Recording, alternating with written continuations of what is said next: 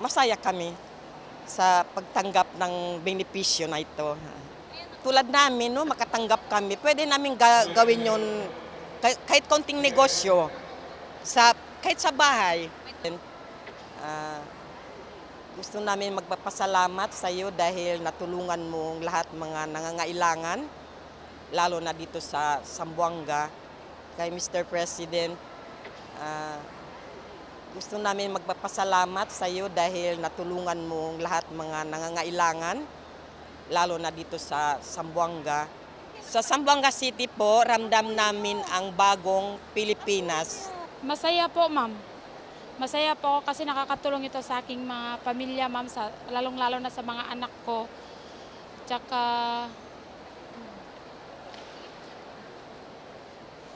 para may panggastos ako sa kanila, ma'am, sa pag-aaral ng anak ko. Para po ito, ma'am, may pangbili akong bigas sa mga anak ko para may panggastos po kami sa pang-araw-araw.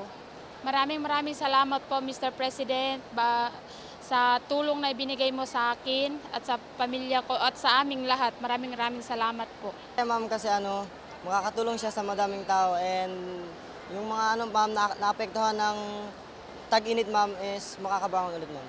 Makakatulong siya sa pagbili ng mga supplies, ma'am, like foods, kasi mostly kasi ngayon, ma'am, is hindi na tayo makakapagtanim ng palay kasi nga wala tayong tubig, shortage of tubig na tayo, kaya malaking tulong talaga yung ma'am, yung pera pambili ng mga tubig sa mga walang tubig na lugar.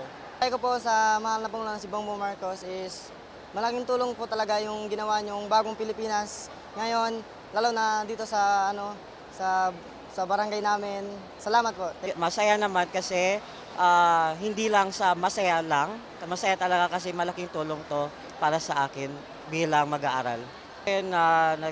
Dinadalas natin yung tag-init is nakakatulong ito sa pangangailangan in a way na mapoprovide tong financial na assistance sa pamilya na kung sa mga daily needs natin, and then sa mga, siyempre, na-experience din natin yung nawawala ng tubig, kakulangan ng tubig. So yun, makakatulong din ito to provide those water needs for our home.